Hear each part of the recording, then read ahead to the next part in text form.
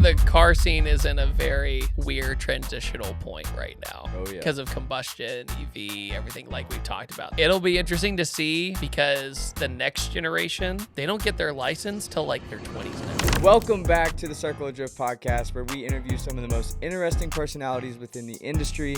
My name is Dawson, and today we have on David Patterson, more widely known as ThatDudeInBlue, where we go over his most recent event that he just announced. So how do we do this? How do we make all these things happen for an audience specifically and the driver? Along with his most recent event, Cosmic Drift 2. So Cosmic 2 went beyond expectation. How his current JZ S13 sits. So I did the half mile in that car too, and it did 153 mile an hour. It was fast. Yeah. The car was fast, but it'll be faster now. And his opinion on the future of drifting. It's done. It's Dead done. boys. With all those stupid like Dead boy drift. heartbreaker stickers on the back. Yeah, Locally dude. hated. All those stance Oh, guys, God, And if you do enjoy the podcast, make sure that subscribe button is not still red. But without further ado, let's get into it. I've been wanting this shit forever. I've been in the field with whatever they throw at me. Brush it off, pick myself up, moving on to the better. Hey.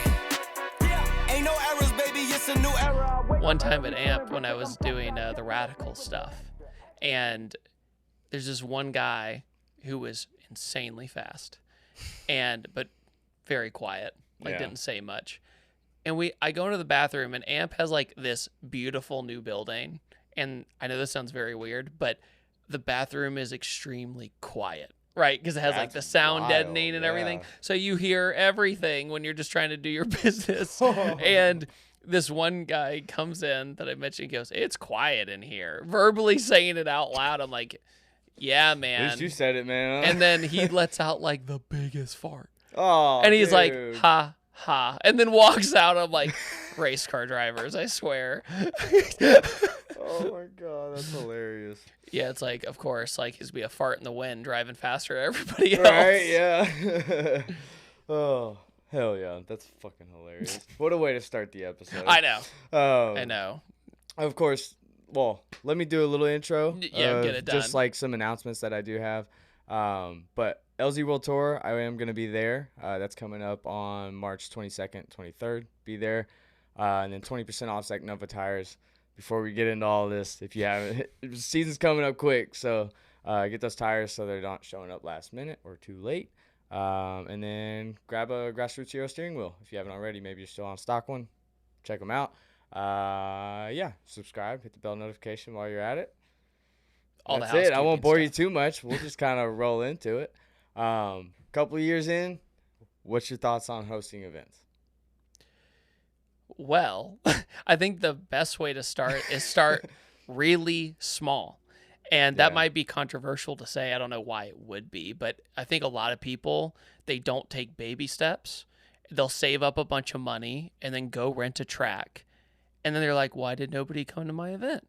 It's like, because it's your first event. Like, Yeah. you're warming up to it. And I was very blessed because the way I kind of frame me hosting events now is the first 3 I did, I consider practice, right? I don't even consider the first one the only beta test. Yeah. After that, I Well, said, okay, Most what? people still, I guarantee you don't even know what you're talking about when you say that first event. Yeah, it was it was April of 22. Yeah, Damn, so, was that long or ago? 23. I think it was 23. Oh, It all blends together. Right. It was a few years ago. But I just remember it was freezing cold outside and the wind was picking up. The day before was 70 degrees and the day after was 70 degrees. The day of my event was like 30 degrees. Yeah. So not Why a lot. So that seems to happen a lot, where new event hosts will tend to host an event more in the winter time. Cost. Really? Mhm. Is it just cheaper to rent? Is that what it is? Sometimes, but at the same time, a big proponent of it is, say you're hosting a drift event and the weather's a little bit cooler outside. You are rolling the dice because it could be a beautiful spring day or a bad spring day, but the tire wear is less. Yeah. So your value proposition is a little bit better. Right. So you That's can fair. show I and they see can that. get more laps in. When you're at a track in the heat of July or August, your day is probably without discipline, right? If you're going out over and over and over again without a water sprayer and everything else, like your day's over so quick. And then you're like, I got to go buy tires at the local tire shop or whatever. Especially you go to like a parking lot event, because usually parking lots are rough surface. They'll chew those tires Atlanta up. Speedway. That's it. As you know, which you had a boo-boo at. Yeah, but I sold my tires. Yeah, you're like, somebody take them, right? Yeah. But I was Someone literally messaged in the group chat, and I was like, I got you some Zegnovas, baby. Right Come now. grab them. Yeah. Well, because you're there for Fuel Fest, and we were all having a pretty good time. You were with you saw like my friends, the Ignite Style guys, were all having a nice time. And I'm telling everybody about Cosmic Drift, like, hey, you want to come to this in a week or two? And Fuel Fest was actually very accommodating. They were really cool for me too. But yeah, I just was so stoked to see your car go out there. And then it was like a movie. It like cut to, I'm on the side of the road. I need help. Rats. Yep. And I was, because I remember we were going to film your car here. And we're like, let's just save it for after the event. I know.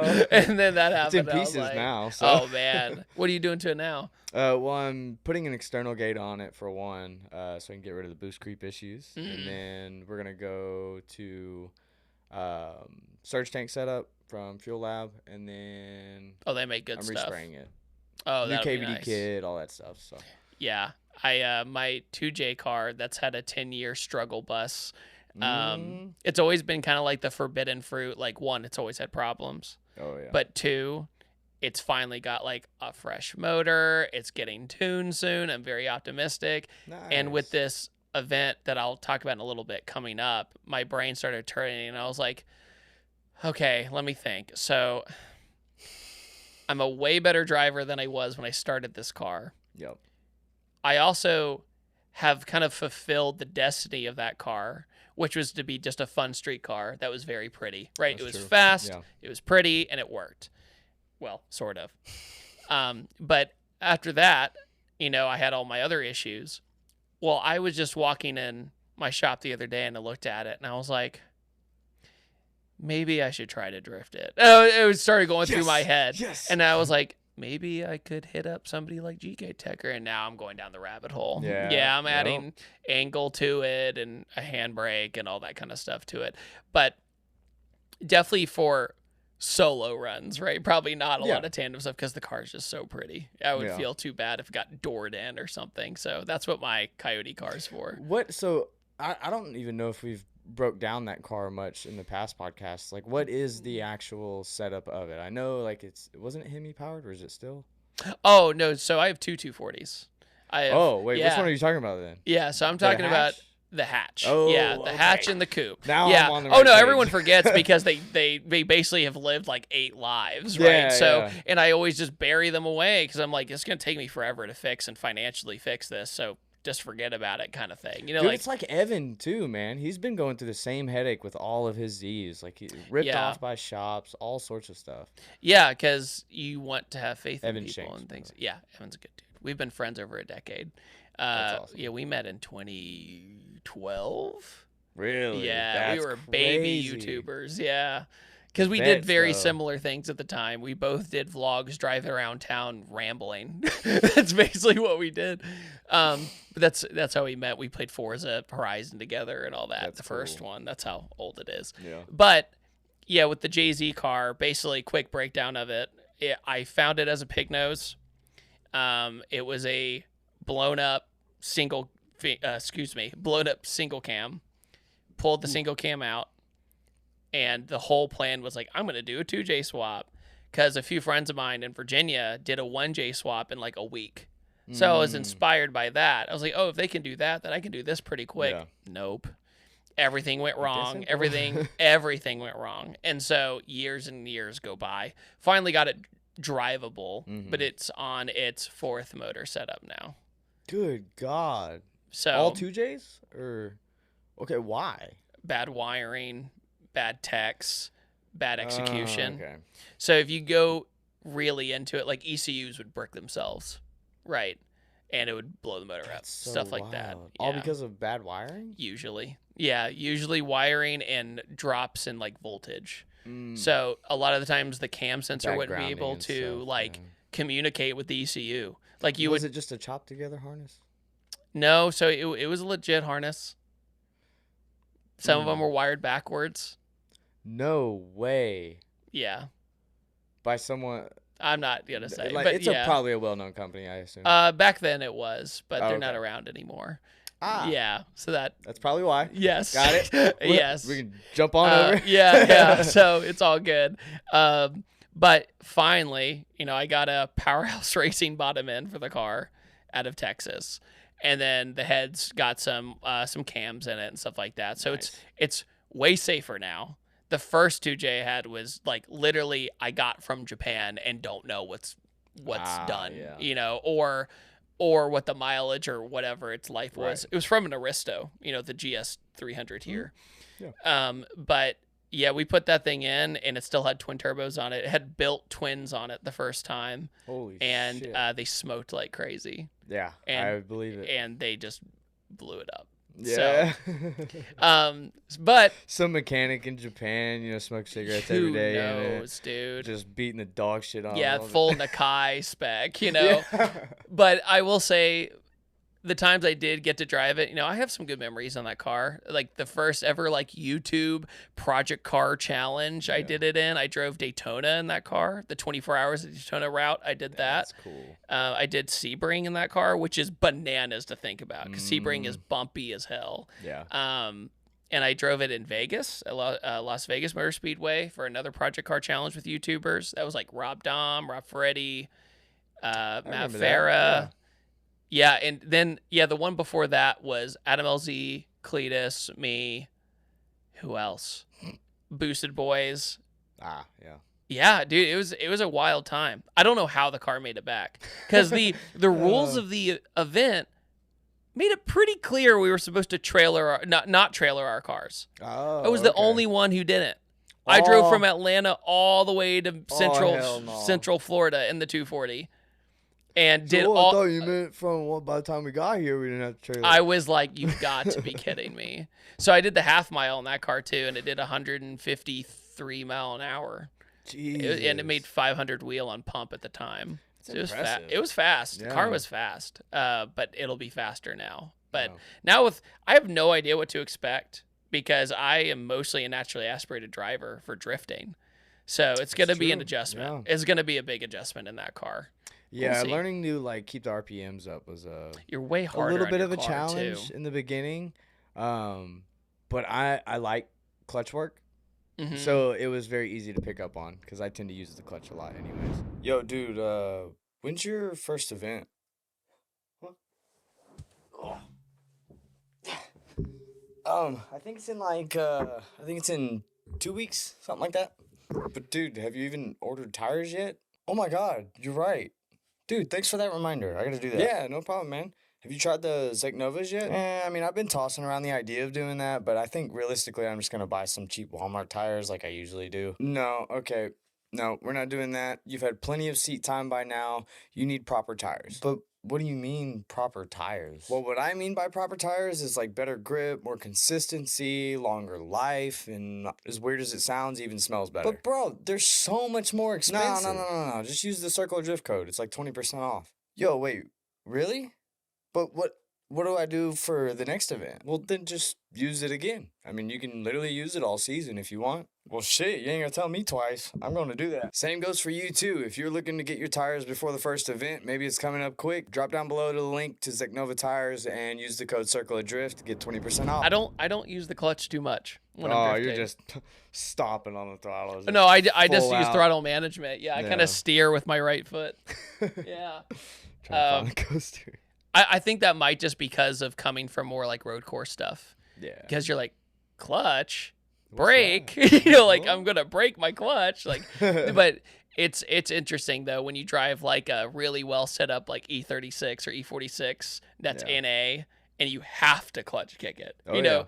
You get the hang of it pretty quickly though. Absolutely. It's good. As far as JZs go though, because most people would look at a JZ and consider it a pretty reliable motor, but obviously that wasn't the I'm an anomaly. I want to be absolutely clear. Right. So, who for any reason someone does run into that circumstance, what would you suggest are some good parts to start considering for a JZ setup? Like, I mean, right off the rip, get rid of the twins. Right? I was stubborn. I was super stubborn because I wanted to be different. We all fell victim to that, right? Yeah. And it made life insanely difficult because the factory 2J twins have vacuum lines everywhere. It's like a rat's nest. Really? It's super confusing. So, like, if you're a novice mechanic at all, like I was and still am, I'm not great at it. But at the time, as a 24-year-old, I was looking at this going, I have no idea what I'm looking at. Like, so I would have to get the diagrams out. Meanwhile, the single turbo setup is a manifold, a turbo, and wastegate and blow up. Done. Right? Simple as and you can get like CX Racing manifold, right? And throw that thing on there. Literally. Done. And also, the turbo I have on the car is from 2016. And it's a Garrett GTX Gen 2 3071R. So it's insanely fast spooling. So I love that. I'm much more of a proponent for turbo cars to have better acceleration than like high horsepower top speed. Oh, absolutely. Right. That's just my opinion. You want to get the dig out of the hole because you have a less advantage compared to the NA car, the V8, the LS. Well, also coming from like roll racing and stuff like that when I was younger, you wanted the big turbo to reel out. But the older I got, the more I was like, okay, what's more fun if I'm by myself? It's obviously the smaller turbo that's more efficient and just smack you in the face and have a less top speed. But my car's R154. Wouldn't recommend to do that anymore. At the time, it was the move, right? It was the transmission to use. What would be a good supplement? CDO9. Okay. Yeah. CDO9 or even Tremix now. You can do T56 now on you can do T56 on JZs now. That's crazy. Which is really cool. Who makes that kit? Granis. So he did it because he was trying to break the manual record in drag racing. Oh, and he cool. used an H pattern gearbox, like a man. Yeah. Pretty amazing. God, the balls on that dude. And a Supra, a big Bodie Mark IV Supra. Awesome. Yeah, and he was power shift in every gear, It was amazing. So it's cool to see that translate and come over because the V160s are just too expensive. True. Not to mention JZs. JZs, RBs, all the legendary engines are crazy expensive. Do you know what the going rate for JZs are now? It is way beyond what I paid for mine. Like, I paid mine. Same here for my RB, but... Actually, let's trade. What did you pay for your RB? Well, I probably couldn't do the math on just the motor itself. Okay. Because I got a whole swap. Oh, you got the whole thing. Yeah. Okay. Yeah. So it was motor, trans... Let's say whole thing Nistune then. ECU and an S13 swap harness, which I didn't end up using the Nistune or the S13 swap. Okay. So, $3,500. Okay. I paid roughly the same for everything. Nice. Yeah. Okay. Yeah, because I bought my motor in 2015. That's when I bought the first one. That would have been quite expensive for for the time. Holy shit. For the time. Well, I got motor trans as well. Oh, so it was like the whole. Okay. Yeah, I think I paid like $4,000. I think I paid $4,000 for everything. Something like that. Was it from like an importer? It was, which is now defunct. What do you mean? They got raided. Oh shit! Okay. Fuck. I think they might still be around, but you never know with importers, dude. You don't know. I know that is true. People get ripped off all the time. Yeah. Anyway, but no, it was an interesting time because now I see Jay-Z stuff going for like $8,000. Which is absurd. It's absurd. I'm sorry to say RBs are even more. Don't yell at me. Just LS swap at that point. Your whole life is so much easier. Yeah. Because I drove an LS. I'd boost an NA 2J out of an IS before. Yeah, NAT. Well, Evan, speaking of Evan, he tried to do a series with an NAT to prove that it was cheaper than doing a GTE. And I think it was basically the same. At the end of the day, it was pretty close. But sorry, Evan, if I got that wrong. But I remember you telling me it was still very expensive. That's fair. It's tough. Fair. I mean, I drove a LS S14 with angle on it recently. And I was like, dang it. Like, it's so frustrating because it's easy to drive. Yeah. All you have to do is focus on throttle and where your eyes are going. Yeah. That's it. I'll drive them in the sim too. Because, like, it's relatively comparable enough. Yes. So, like, I'll get in there and I'll try an LS car, and it's like I never use the clutch. I'm just like No. stomp off. Because once you're in like, gear, you're good. Yeah, It's just to stay focused, and that's why so many pros I love go the with work them. though. Yeah, the work that it takes. I don't know. That's weird, but no, it's not weird. Because I think my brain is always like, when it comes to drifting, it's like, what's the most efficient way to keep this going? Because especially for competition. Yeah, and that's why I'll never forget a stunt driver I met 10 years ago named TJ Fry. Hi, TJ. Sounds familiar. He was on Bull Run and all that stuff back in the day. Hell yeah. And he told me, when I told him that I was doing like a 1J drift car or whatever. Yeah. That's not the Coyote car. He was like, "Don't do it. Get rid of it." He was like, "Just get rid of it." Because I think he was a Pro 2 driver at the time. And he was like, "Get rid of it." Yeah. I was like, "Why?" He goes, "Just go buy an LS." I'm like, "Why?" I didn't quite get it until you do it. And you're like, okay, that makes sense. Makes sense. That's true. This being in the U.S., like it just makes, like you said, it makes sense because you can find them on every curb. And every for a couple parts bucks. store. You know, I need an alternator. Yeah, that's you can just go buy heads at O'Reilly's anyway. I know. That's and that's what's crazy. so funny because so many people know me as the Coyote guy, right? Like Yeah. Ford guy. But I'm like, I'm not an idiot. Like I know I know why the LS is popular because especially the physical size. There's this photo I saw the other day of a 1.8 Miata engine next to an LS3, and they're almost the same size. No It's shit. yeah, it's like why would you Wow. go with that if you had that as an option, Yeah. right? Yeah. And you have displacement, you have all the advantages, and it's like, okay, I'll put it That's in. so insane. Cause like with the RB, it's obviously longer. Yeah. So like I feel the weight up front, but Mhm. like, dude, there's so much room on the sides. Yeah. It's incredible. I love it. It's so funny because we've talked about this before with the Zs. Mhm. Now the more I drive Zs, I'm like, don't touch it. Just leave it alone. Yeah, I Enjoy know. yourself, you know, because even now that the 370s are starting to go down in price a little bit more too, it's like that's essentially a better version in a lot of ways. Yeah. But Dude, the purely 350s look, feel which great. Which one do you like better, 350 or 370? Ooh, a like kitted out 350 I really like. But there was one I reviewed like 10 years ago. Oh my god, like in 2015. Mm-hmm. It had the Amuse kit on it. It was a 370Z. Oh wow, It was beautiful. Yeah. And it was the blue color. see that It was a often. twin turbo. It's owned by a girl named Paige Baker. I remember that. She got really popular on like Stance Nation back in the day. There's a really Oh, yeah. famous photo of her like pumping gas. And of course every forum online was like, "Holy crap, dude, it's a girl. Whoa." It's like going into a Call of Duty lobby and be like, "Is there a girl in here?" it's like fucking it's just a hilarious. different world. But Yeah. I was in Florida and but that car was beautiful too. So I think it's just how you set them up. I remember when the 370 came out, a lot of people said it was too stubby.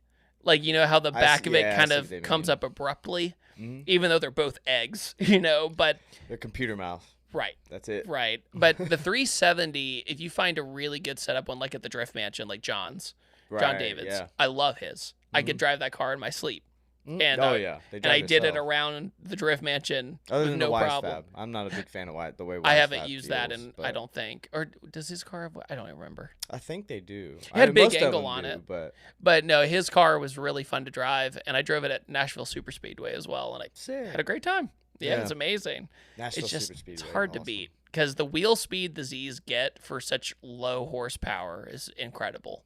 Yeah, You can especially keep the up with the almost HR anything. 350Zs and then Yeah. the 370Zs. They just rev higher. So Yeah, the it's- HR is the move. Like, Yeah. if you want a drift car and you have a little bit extra money, it's the one. I personally would say if you want reliability out of a VQ, though, DE is the way to go. See, I hear conflicting arguments about that I because do too. Texas Drift Academy, which has arguably like 200,000 miles of drifting on That these is- things, yeah. are all HRs.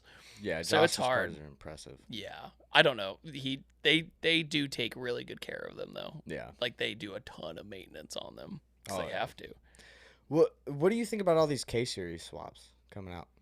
So I 'Cause, like- drove Toge Factory's IS300. It had a Mhm. K swap turbo in it, and It was really interesting. It was definitely the most unique drift car I have driven, probably, when it comes to feeling. Because I'm used to big turbo Ks going in a straight line. Right, Like, that's my gut feeling of, like, okay, And big front power wheel. K-series, front wheel, or all-wheel nowadays. True. And then I'm like, okay, I'm in a rear-wheel drive. It's mounted this way. This is weird. I completely get it. But on the other hand, maybe it's being naive. Yeah. But the cost, I don't think, is there. Oh, no. I feel like you not might as yet, well no. go LS or something And like I've that. talked to people like Hurt too, and they'll tell you, like, once you get the swap over with, it's dirt cheap because the motor's $500 Yeah, the anywhere motor you want to go. itself is, but everything else is Just expensive. the swap kit, a swap kit, and then everything to make it work, make it a rear-wheel drive setup, like all of that is what costs so It's much. a lot. Yeah. Yeah, so I think it's cool. I think it's a neat idea. Yeah. I like that 86s are getting them. It's See, very that makes suiting way for more that chassis, sense I to think. me. Or a beam swap. I like the beams motor a lot. The beams is cool, but it's so expensive. Yeah. That's the only problem. It's funny, like with any engine swap nowadays, it's a trade-off. The Yeah, motor's yeah. cheap, but the kit's expensive. Yeah. Or the kit is cheap and the motor's expensive. Would you It's say like, a K-Series sounds better, though? Because, I mean, a beam stock, like NA, does not sound that great, I think. But I think they sound pretty good. I drove a Celica with a beam swap in it, and I Yeah. enjoyed it. But I guess, maybe it's just because I was just not used to it because they're Yeah. so rare. Like, it's like, it was more of a cool experience because it's like, motor I don't ever get to drive, you know? That's true. So yeah. it's hard when you have that in the back of your brain because I've driven probably 10K swaps now. Yeah, And AKs don't sound great. that's fair. Yeah. Like, if you have like an all motor K with no resonator and no muffler, it's a beehive. You know? It's just funny when you take a Honda and you throw a turbo on it, and now it sounds like a freaking high revving bike. You know, it's Yeah, like it dude. completely changes the dynamic of the car because it just baffles everything. It's amazing what happens with Hondas when you throw a turbo on it because they completely change their sound and they are taken way more seriously. It's like, whoa, it's a Honda with a turbo. That thing's fast. Like, it's just weird how it goes from just NA, like, beehive motor, especially the old B series and D series. I wonder if, because I did a video a long time ago about the pattern of combustion, how it affects like the sound of it. So if like you changed up the pattern of it, it would sound completely different. Yes. So I wonder if it has a lot to do with that whenever it's boosted, that it just Well, I mean, there's also exits that way. like the easiest example in my brain is the GT350, right? Because you have the normal Coyote engine where the cylinder fires kind of sporadically, you know, like boom, boom, boom, boom, boom, boom, boom. That has the cross plane crank in it. But then you go to the GT350 with the flat plane crank in it, and it goes 1, 2, 3, 4, 5, 6, 7, 8. Yeah. And it's like a snare drum, you know, coming back and forth. And that's why they sound so weird. Not weird in a cool way. It's like, whoa, that doesn't sound normal. But yeah, it's just cool when you learn about the engineering of things like weird engines like the VR6. So that is a big part of the design process. So like they consider that heavily when they are manufacturing. Oh yeah, big time. That's cool. Well, I assume like obviously Porsches and stuff like that, they're gonna definitely consider all that. But like your average, 400Z or the Nissan Z, whatever you want to call it. I know. You know, I the know. GR86. Like, do they consider on those cars? It could be. I mean, it's one of those things too with the easy story, right, is with Yamaha and the LFA. Right, when they did the LFA, they literally brought in like music and sound engineers from Yamaha to make sure it sounded amazing. Yeah, it does. The only LFA I've ever filmed was crashed, unfortunately. But, yeah, bummer. That sucks. Yeah. How did it crash? Hydroplaned. Really? Yep. Whose was it? It was a dude in Atlanta. Yeah, I filmed it last year, and insurance was, I think, going to fix it. And then they looked at the bill and they're like, "Oh no!" Like, fuck off, I think buddy. they got it confused with. They probably. This is my theory. They probably got it confused with like an LC500 or something. Be like, yeah, well, of course we'll fix that. Yeah. They look about the same. Nope. Yeah. Good luck. But yeah, cars have gotten complicated. Yeah. I mean, I drove the new M5 a few months ago, and it's notoriously a boat. Yeah. Right? Everyone's like, "Oh, that's a really heavy." It's like 5,000 pounds. Jesus. right? But it's still bananas fast, Yeah. right? Because it has a hybrid system in it. And, well, in a good way, in my opinion. The electric motors help the combustion motor, so it's fast. Like, so really combustion motor's fast. still like pushing Yes. full tilt. Yes. Oh, that's So cool it's then. fast. Okay. Like, That's do cool. you remember like the Porsche 918, like back in Yeah. 20? It's like that, but it trickled down to more normal cars. Oh, now. wow. Yeah. It's like modernized. Yes. So essentially. it was bananas fast. I mean, I was like, oh, it's Yeah. still fast. So it was cool. But yeah, going back to it, cars are a lot more complicated now. So engineering, it's like hard to keep up anymore. When I go to these press Absolutely. events and listen to engineers, I'm like melting. You know, by the end, I'm like, I think I get it. Yeah. Well, we all got to find our next route or whatever. So, what about Yeah. EcoBoost? Because like Gym Sport's been doing a lot of stuff with that, and like I've considered throwing an EcoBoost in that FC. So The risk is really not too high in my opinion, depending Yeah. where you get the motor. If you get the motor from like an Escape or something that's crashed, go for it, right? Because I drove a Fox body, similar to Denofa's setup, Yeah. about 6 months ago, and it drove awesome. Whose was it? His name was Dalton, a guy named Dalton in Pennsylvania, Stroop Performance, and he basically made the mounts and everything. No way. Yeah, so he came. Cheers to you, buddy. Yeah, dude, he came from the Focus ST community, and found that he had Makes like sense. Yeah. he had like a big turbo Focus ST, and he was like, okay, I'm limited on front wheel drive now. So he bought a Fox, learned everything from that platform, and then made it rear wheel drive. Right, so it's a Focus Wow. ST turbo kit, and it made 400 wheel. And what year was this? You mean like when was it? Like oh, when it was did he last do July. Yeah. Oh, okay, so it's fairly yeah, recent. it's fairly Okay. recent. I was thinking like maybe it was a few years ago. When No, nobody but was well, he touching he this built stuff. it over like a few years, but Yeah. now it's like stout, dude. Like it drove awesome. It was very SR like the way the power Yeah. came on. But yeah, I really liked it. I mean, the motor had like 100,000 miles on it or something, 200,000 miles, something like No that. shit. Yeah. Okay. Yeah, and the motor's $600. Yeah. I'd be curious to see where they get to within drifting, more importantly. Just because like their Gym Sport's doing crazy shit with it. So Yeah. they're already taking the industry in that direction for as far as 4 cylinders go. Well, we 6 need a cylinders are going to new- like B58s. We and need a new all that. swap 4-cylinder, right? Because it's Right. just getting too expensive with the legacy ones. Like we were talking about RBs and 2Js. It's too expensive for what you're getting. I always tell people, you buy an LS to be fast and efficient. You buy a JZ or an RB for your emotional decision, Yeah. right? Because Yeah. you're getting the turbo sound and it's fun and it's cool. true. You have the cool factor. It's an emotional decision, Yeah. and it's twice as much, if not 3 times as much. I literally, dude, I swear, every time I post a video on like my personal account about the RB, I get like at least 10 DMs about the swap. Like How'd you people do asking it? how much it was, all that stuff. And I'm like, it breaks my heart telling people every single time. Because Don't I'm do it. like, dog, I probably spent 15 grand to get it in the car, but it was a totally different time. Even if I mapped it out perfectly for you to do it, you'd still be spending 10 grand plus. Yep. Easy. I always tell people with projects, if your budget's 10, add another 10. Yeah. Like that's like Yeah. and that's I had to waste so much money was my problem, just figuring stuff out. 4 motors later, Yeah. you know. Yeah. And then with the Coyote car, a whole nother thing, you know, because that took forever to figure out. Dude.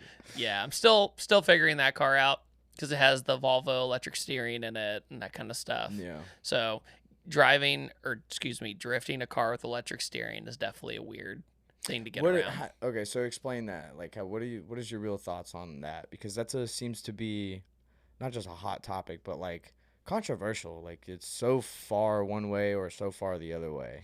Yeah, so I think it just depends on the pump, right? It seems Really? like I think Taylor Ray uses Mini Cooper in Okay. some of his cars. I'm using the Volvo right now, but the Volvos notoriously sometimes get inconsistent. So like you'll be mid drift and you might get this kind of bindy feeling for a second. And Yeah. it's very loosey goosey, right? It doesn't Kinda have that lose the front end a little hydraulic. bit. You don't have that hydraulic like I feel the car kind of feeling. Yeah. Does it feel like a sim almost? Yes, that's a great way to put it. Because that's it's the way very I pictured simmy. it. Yeah, and my Coyote car, as of right now, I'm figuring it out, but it doesn't have a front sway bar on it, so it's very loose. It's very loose. It's on transition. It's very scary. Yeah. Like it's the hardest setup drift car I've ever driven. So Damn. it's tough, but you're doing something that almost no one does, so you have to figure it all out. Yeah. At least it looks cool, I guess.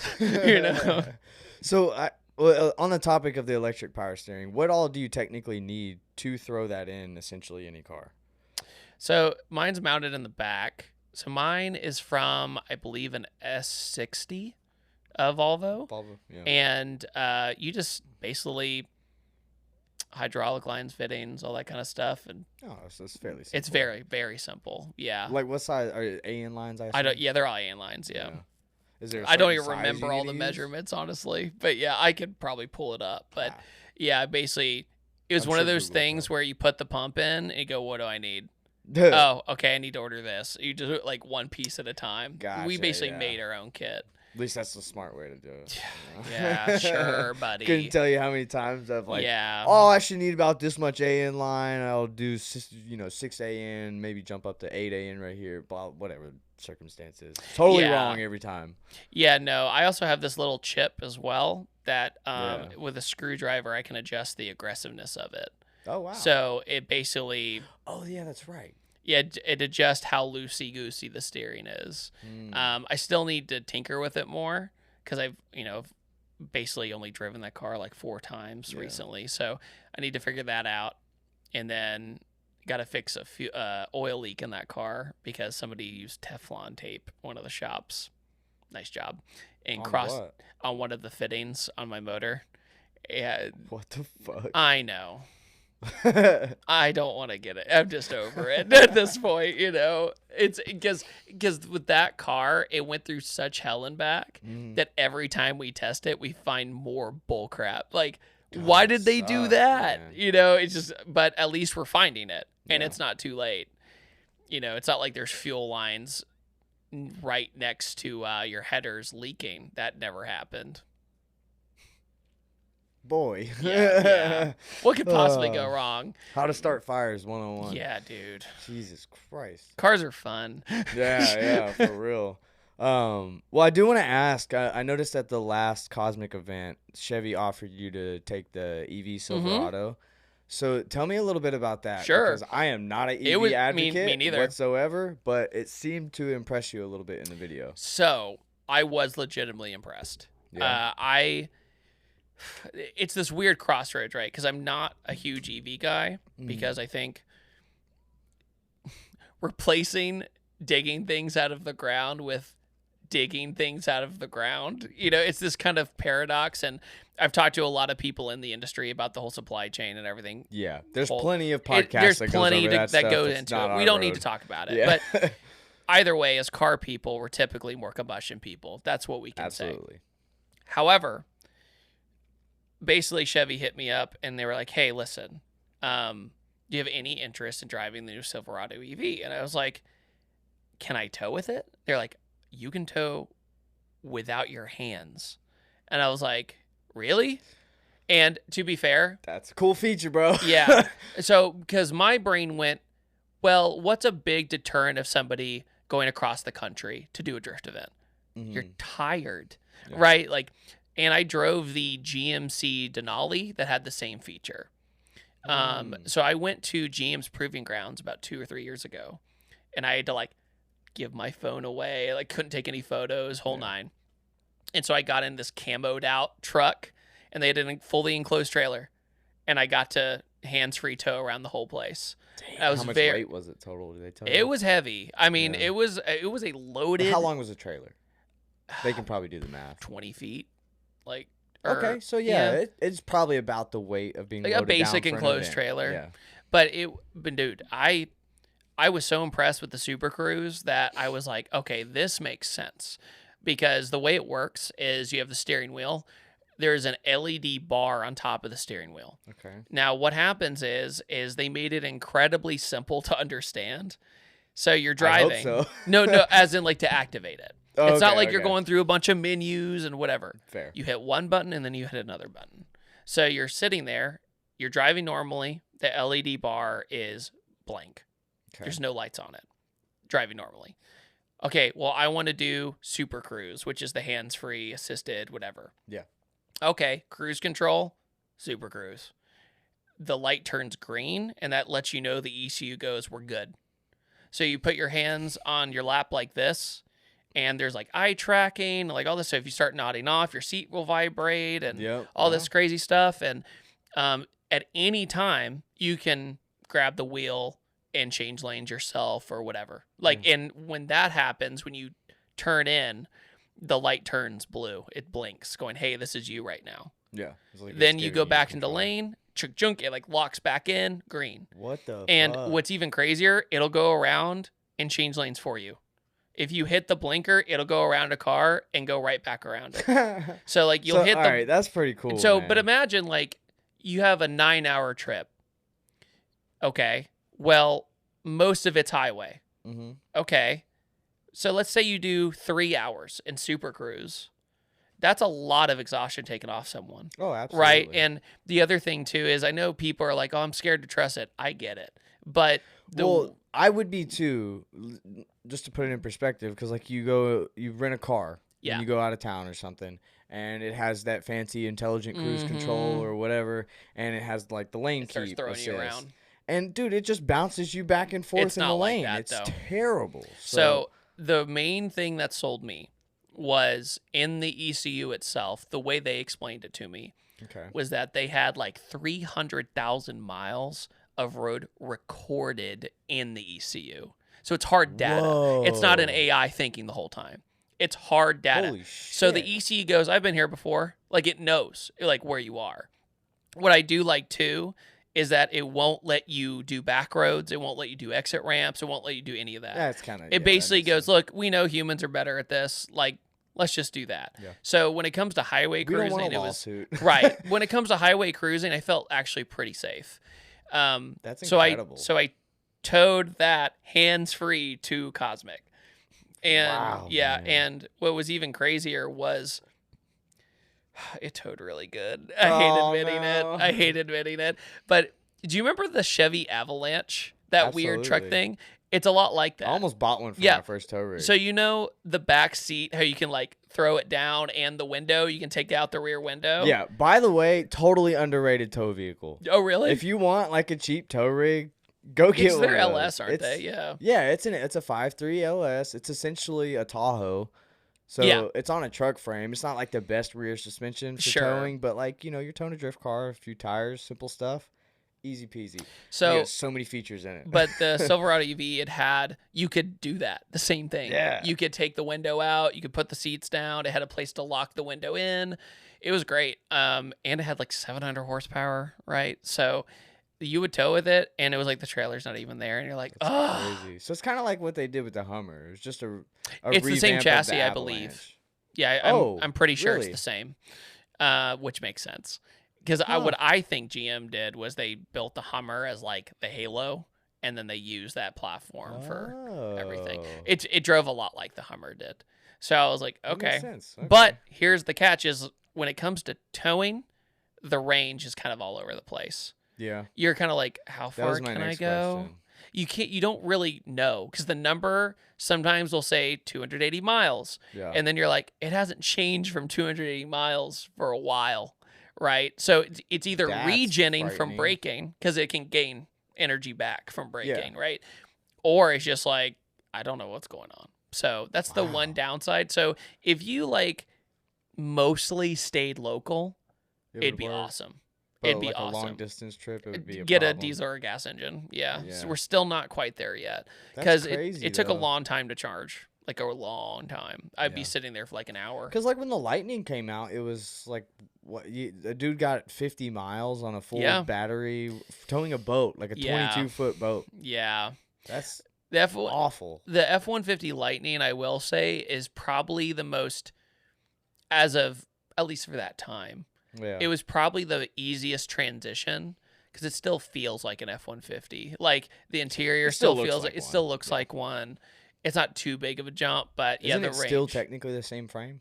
I think I'm not sure. I don't know. Yeah, I don't want. I don't someone know. will Yeah, correct I'd us in rather the not comments, say but I don't know because I don't know. fair point. But no, it's interesting because the Silverado EV was definitely like, okay, this is something different. Yeah. It felt different. Also, it kind of looks like a CRV. Or Yeah, not CRV, whatever the Honda. I know what you're saying. Fucking truck is. But yeah, no, I woke up in the morning and I was like, as soon as I started towing with it, I was like, dang it. Like, I didn't want to admit it. I hate to I admit hate that this is kind of good. Yeah. Do you know the actual like tow rating, like how much weight it can Not off the top of physically my head, but it handle? was a lot. Yeah, it was Wow. quite a bit. What was the torque again? I have it somewhere on my phone. It has 754 horsepower and Sick. 785 foot-pounds of torque. Good God, dude. 444. Essentially a 1500. Yeah, 444 Chassis, miles crazy. of range, which I believe it did good. 0 to 60 in 4.5 seconds, Wow. and 10,000 pound towing capacity. It's pretty good. 10,000 pounds on a fucking battery. That's crazy, dude. Yes. My Silverado is like, I think 12, 13,000 pounds. Yeah. So like, it's not far off, man. That's a Miata. It was a hit though. Anytime I went to the gas station to grab not gas obviously, but What like the fuck yo, is that dude, thing? yeah, every time. Every single time. What is that? Is that an Avalanche? I believe it, dude. Are they making a That's new so Avalanche? Wow. They really should have labeled it as Avalanche. I agree. It Not would a have done better, I Silverado. think. Yeah.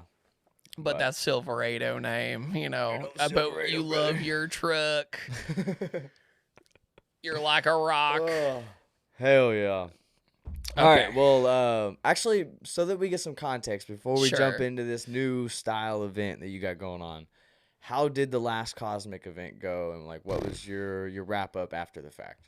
So Cosmic 2 went beyond expectation. Good, dude. Yeah, I know you were sweating. I was sweating because I love you drifters, but you buy tickets at the last second. I'm talking like 24 hours beforehand. It's weather.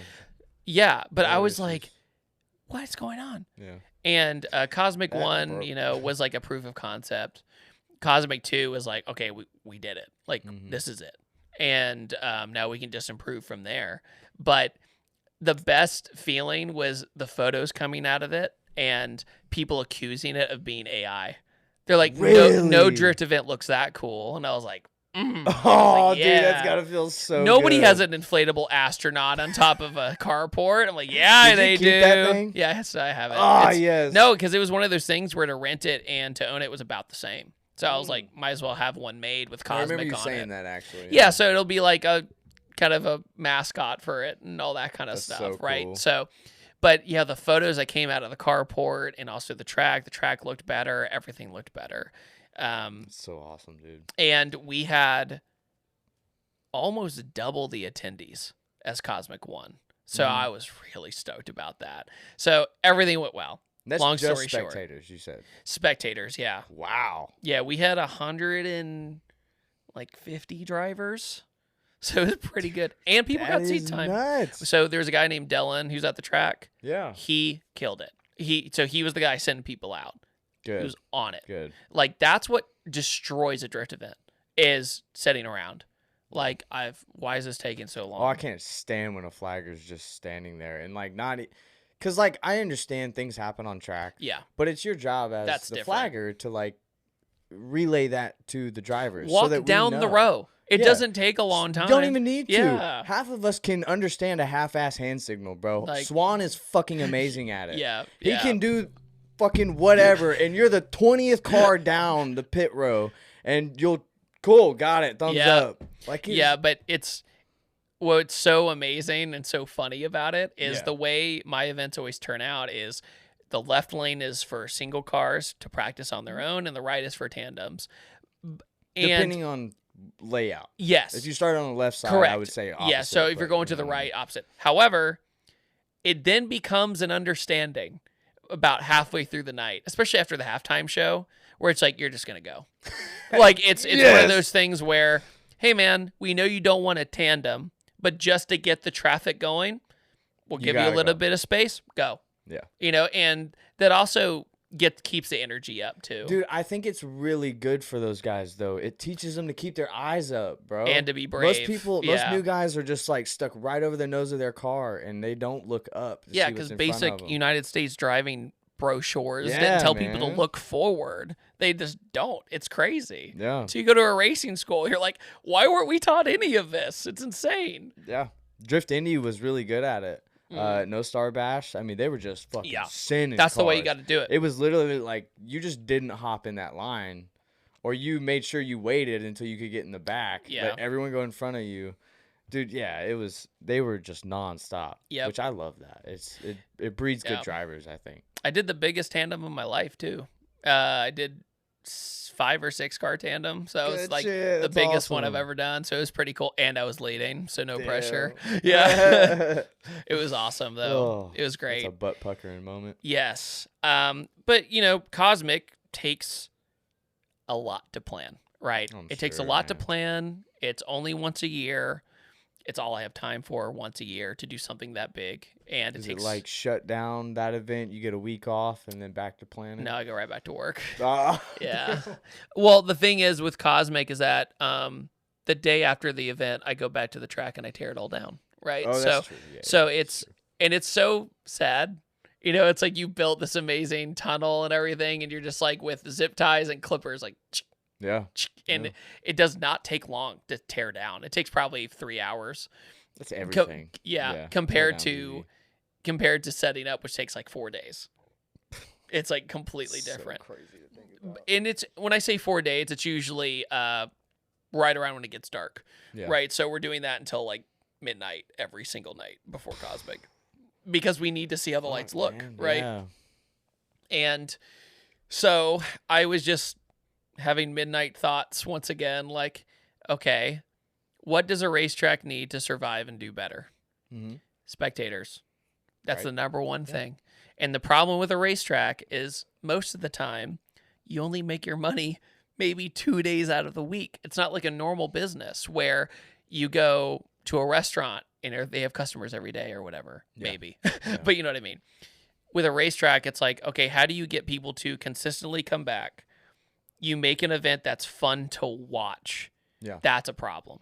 Because with the average Joe, and especially at Cosmic, I would go up to people in the stands and go, so what do you think about drifting?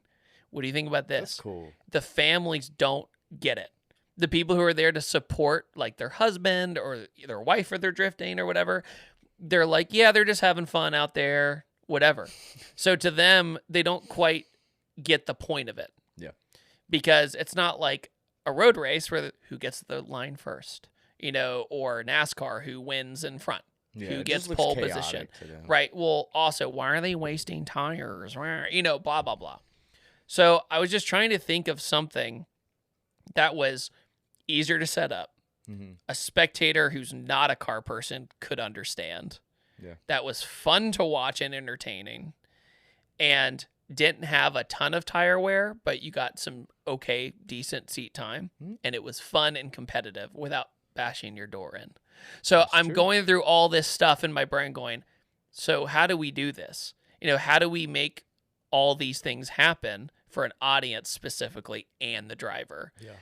So I actually looked at a road course event called Downforce Battles that happens at Linear.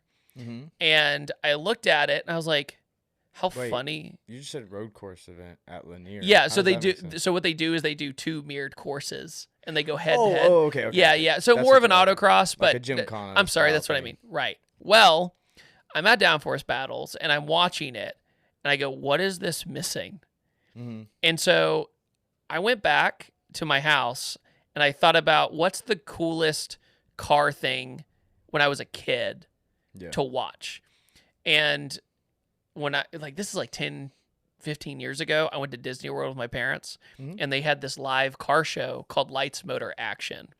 And what it was they had hired stunt professionals come out and do these crazy car stunts.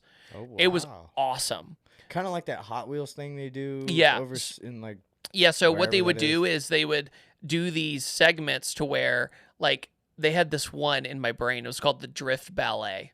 Okay. And basically what they did was they had these old not old, but these tiny sports car Opals that had Yamaha like R1 engines in them or R6 engines in them. So like 11,000 plus RPM drifting around each other. But they would come out and do these perfectly synchronized bits. Yeah. So they would like almost hit each other. They would drive over jumps backwards and reverse, like all this cool stuff. I was like, okay, I can't do that. Yeah, definitely not. Okay, what meets in the middle and make it affordable? Yeah. So then I just keep chipping away. I promise the punchline's worth it, but we're just keep chipping away. You're combining all these things. Okay, what would I go to if I could once a month? And I'm like, okay, well, I think we have it. So I call up my friends. I call up the track. I go, I have an idea. Hear me out. So I go there. I draw 10 layouts that are mirrored. Okay. And so what the idea is you have 2 mirrored courses and you have road course elements and drifting elements. Yeah. So you test somebody in their drift car with their wonky alignment to go through a road course section. Arguably, a drift car setup is not too far off from a road race It's setup. not, but the weight transfer is. So that's where things get weird. Yeah. And it also teaches car control really well, right? So first we'll start with a chicane. And then basically the first original layout we tested, we all had a test day. Yeah. We said, does this idea even work? Is this dumb? And we also brought people who aren't car people. So they watch it. Yeah. So we got legit feedback. They have no stake in this. They'll tell us the truth. So I made this layout. I called it the schoolyard, which is like pure driving fundamentals. Yeah. So it starts out this way, right? You start in a parking box. You go up. You do a autocross style chicane. Then you both at the same time do a donut around a barrel. Okay. So basically you get that drift ballet look from the stands. Wait, hold on. What barrel? Like a trash can or like that's your visual reference. Gotcha. Does that make sense? Yeah. So you have 2 kind of cylinder style. I have a reason for asking that. Yes. But I'll let you I'll have flags too, like, hey, drift here kind of thing. Yeah. So they'll drift around the barrel. Then they have to do a little bit more road course element. And then they come around the banking at linear as fast as they can. That's cool. And they come down, and then they both at the same time do a full figure 8. And then they come in, and then they have to slide into a parking box parallel, and that's the finish line. Gotcha. So we're like, okay, we can't call it Gymkhana, obviously. Right. That's disrespectful. I was like, okay, well, we have to. Right. And at the same time, we were saying, okay, but how do we name this and get the point across? And it's me. So what do we call it? So we call it Dude Kona. Dude. Yeah. And everybody's response was positive. So we're like, okay, if they're laughing about it, cool. It's memorable, right? So that's good. So yeah, Dude Kona will be March 22nd. Sorry, I know you have other stuff going on, but it's we're gonna do 6 of them this year. No shit. We're doing 6 of them, and the last one will be Cosmic Kona. It'll be the night before Cosmic. Oh, so we're going to do a 2-day. Cool. I like that idea. The issue with Cosmic, and I don't even see this as much of an issue, but to me it was an issue. Yeah. You had people traveling from very far away for one evening. It's like, how do you give somebody a 2-day pass with something different without just doing the same thing twice? So basically we just kept thinking about it going, well, yeah, we could light this up. Yeah. We could set this up pretty well. And the more the drivers did it, it was hilarious because everybody I talked to at the test day had never autocrossed before. So I'm teaching them road course technique as they flick into a drift, right? Yeah. It was very unique to watch people get faster and faster throughout the day. And what's even better about it is your tire wear is super minimal. That's true, you basically go out there, you do a lap, come back and go, dang it, I need to be more efficient. You take a break, you get back in line, you do it again. Yeah. So the way it's going to work is we have an hour and a half to 2 hours of just open practice. So you go out there, get a feel for the layout. It's going to be confusing the first time you do it, right? You're like, wait, which way do I go? Like so I have these big like drift zone flags made and all this other stuff, kind of like Forza or something. Yeah. Be like, oh, you drift here, not everywhere else, but here. And the big question is how do you enforce it? Like, what's it incomplete? What's not incomplete? Honestly, it's going to be down to the driver. So there's going to be like a competition Yes. wrapped up? Okay. So after practice is over, we do a bracket. And it'll be Gotcha. 1v1 the whole night. So not only will you be in a competitive setting getting to slide your car, you also have minimal tire wear, and you're competing while sliding. Like a call-out scenario? Yeah, you can Oh, so do you just call out, people out. or what we can do is do basically whoever won the most in practice, in each You segment. do like an actual bracket. Okay. Yes, and what we have discovered too is that horsepower didn't matter. And that was a big proponent of what I wanted. Yeah. Because the problem is, if you're doing an Irwindale style layout, you can't keep up. There's no way. True. If you want to do a door-to-door tandem event, it's like, well, how do people get to compete in something, also get better at driving without having to worry about their body panels being destroyed? It's cost effective. I want people to have a really good time to watch it and to participate in it. Will you let a lot of the autocross guys that are like strictly autocross guys come to do that stuff on the regular maybe, but we track wouldn't at let them Cosmic? go in the bracket. I think that's going to be the compromise. Because like if they can't drift, No, not that. No, I mean like the next day for Cosmic, would you let them come and run a grip style? Oh no, I run didn't think for about that that. layout? I wouldn't see why not. Yeah, I mean, that that's sounds kinda fun. like Just not having them the in the taxi comp. shit is at Yeah. Grid Life. I mean, Yeah, no, that's actually kind of a good idea because the other hand is, I would let them chase the cars. yeah, right. But but for the actual comp part, no, because because they can't do the figure eight, they can't do all that. Because it's so funny. I was talking to an autocross guy the other day, and another drift guy the other day. We're like, well, why don't you just not drift it? I'm like, yeah, it's called downforce battles. Go there. There's other events for that. So the interesting thing is when you watch it from above, it's so interesting because you see the figure eights. You go, oh, that guy enters there, and this guy enters here. Yeah. That guy doesn't use handbrake. This other guy does use it. It's really fascinating to watch. And we had, listen to this lineup for the test day. We had an NAT SC300. Damn. Okay. We had a LS swapped E46 M3. Nice. We had an NA E46 basic drift car, Awesome. and which was 200 wheel at the most. Oh yeah. Then we had Rob Robinson's Nappy Boy S14 LS. That's 600 horsepower. Yeah. All the races were door to door. That's so cool. That's what I mean. Is how do you keep it interesting so they don't Max Verstappen into the sunset? You know what I mean? Right, It's right. how do you keep that interesting? And the big proponent is how people enter into the figure eight and the donuts. Mm. It's really fascinating because you might have them both in the chicane at the exact same time. Yeah. And then one of them just falls apart, at one of the elements. So the goal is to get more spectators at Linear to watch something that you could describe as stunt driving to somebody, right, who doesn't understand drifting. Would you like to come see a show? Would you like to see something spectacle-wise? Yeah. That you don't need to explain geometry and angle. Something a little more user-friendly. or comprehensible. Or yes. however you want And, to put it. he got to the box first.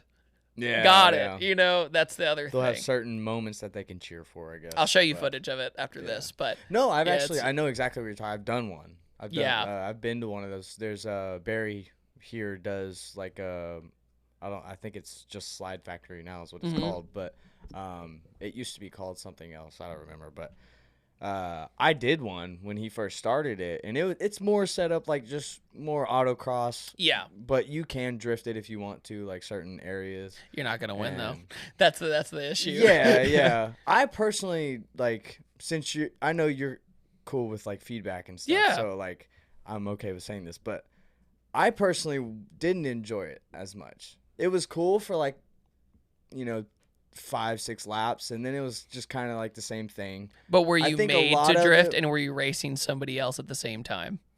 Well, I wasn't made to drift. I chose See, to. that's where we're making But- people do it. Yeah, That's the thing. so I can understand it. It'll get more exciting for the guys that aren't necessarily drifters trying to do it and all that stuff. But that's why I asked about the barrel. right. So whenever I did that event, that was technically the first event after painting my car, fully painting it, new fenders, new everything.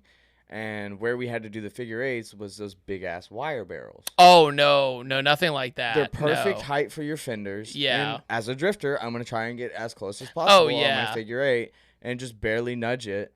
Both my fenders are dented Done. up by within Yeah. an hour. No, I'm And, talking like a rubber trash I was like, can. dude, I've never yeah. had so much damage on my car at a drift event. Yeah. Tandeming with people all day. Yeah. So like that really threw it off for me. So Well, that's why I that's wanted, gonna be a like, bad some of those taste in your stuff, mouth. like, Yeah. just look out for that stuff, because that'll turn drifters away specifically. Yeah. Well, the good news is everybody I invited that day, all I know would be honest with me. Yeah, And- I trust that and- you have a and- better plan. But for all it. of them said that was way more fun than I thought. I want to come back, which Yeah. was a big thing. But also, once we have the bells and whistles and everything, like the flags and all that, it'll look a lot more aesthetically pleasing too. And yeah, no, there's been a big emphasis on damage. Yeah. That like a huge emphasis. Yeah. And yeah, we used rubber trash cans. You know what I mean? Like sick. they'll Yeah, bounce right perfect. off. Oh, Yeah. dude, I was so mad. I was like, bro, why didn't you just tell me? I've got a fuckload of tires sitting out back. I could have just brought you some. Right. We use those instead. I'll pick them up every time. Yeah. Like No, that no, was a terrible but like choice. that's a great point though, because what you were saying earlier, it does matter what that material is. Oh yeah. Right? Because even when we did the halftime show for Cosmic for the table challenge, I don't know if you Yeah. remember, we got pool noodles. We got pool noodles, cut them, and taped them against the table, and it worked. Somebody bopped it, nothing. You know what I mean? It was just that little thing, and because I try to put myself in the driver's shoes as much as possible, is like I don't want to risk that for funsies. You know, it's Yeah, like no, not at all. And so when we did the testing, it was almost all cones. You know what I mean? So I don't know how you're damaging your car doing that, thankfully. No. Yeah. Well, that's good. That's good to hear.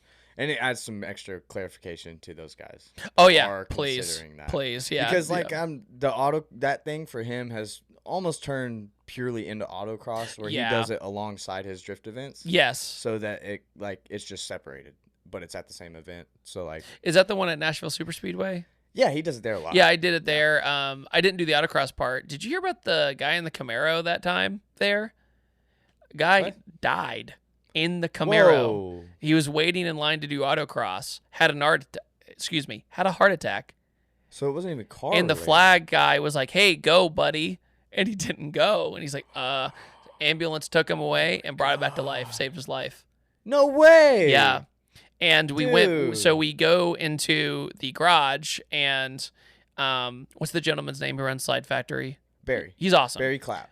Really nice guy. Yeah. Barry was like, "Hey, everyone, guy just died. We're not going to have an EMT anytime soon. Is that okay with everyone?" We're like, yeah, that's fine. Like, we can all hang out. Wow. Yeah. And so we only waited like an hour, and the EMT came right back.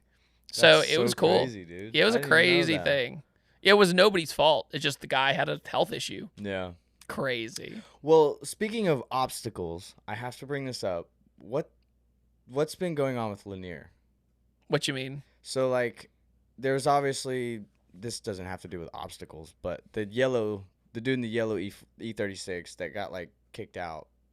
I don't know. That I don't even know the situation. full story, to be honest with you. So I'd rather not speak on it. Yeah, I didn't. It's not. It's a weird scenario. I don't know the full story. There's a Yeah. lot of social media videos on it that I, took with a grain of salt. But they had a recent event. This is the main point. Okay. They had a recent event where this green E36 got completely wadded up. Okay. In the wall. I was And, not there like, for that.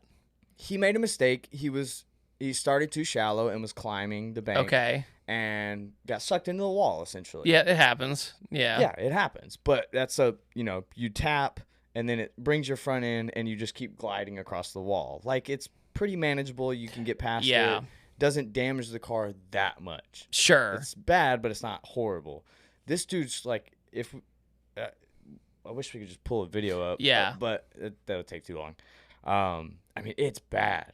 Like, the Oh, front yeah. end's smushed, the rear end's completely demolished. And it was all because when he hit the wall, outside of the cones of where his layout was, there was a massive stack of like 4 different stacks of tires wrapped together Oh, in yeah. multiple different areas. Yeah. And like Those have been That taken off. Yeah. What was the point of that? I think it was just Who green lights that shit? I don't know. I don't know about that. I saw that and I'm I was not like, trying to talk bad about no, Lanier either. I get it. love Yeah, Lanier. but no, all of us voiced it. Yeah. All of us, they were like, we got to take those off. Like, they listened, Good. they took them out. But I think there was just an impression of like, oh, it's an extra because the wall is expensive. And I'm sure. and part of the wall, when the place was first bought, collapsed. So that was a pretty penny, right? Yeah. So, At or NCM, if you hit the barrier, you got to pay $1,000. yeah, yeah, crazy. it's a lot of money. Their little But foam things are yeah, I $15. think that was just the concern, and I think it's one of those things where you're like, oh, tires, yeah, it'll bounce off. No, like tires are solid, Yeah, right? that chassis was toast. Oh, it's man. I done. felt It's so done. bad. It's I'm glad done. he's okay. No, but He those was have okay. I want to those say that. those were there the day I did the stream thing. But yeah, they have hence been taken off the track. Thank God. Yeah, yeah, yeah. I just wanted to clarify some of that because those two things happened back to back, and I know Lanier is not purposely doing this stuff. No, out the of other spite thing or I anything will like say that. though, like the one thing I will still always fail to understand is it is the cheapest place to drift in the country. And we do have some people that just love to complain.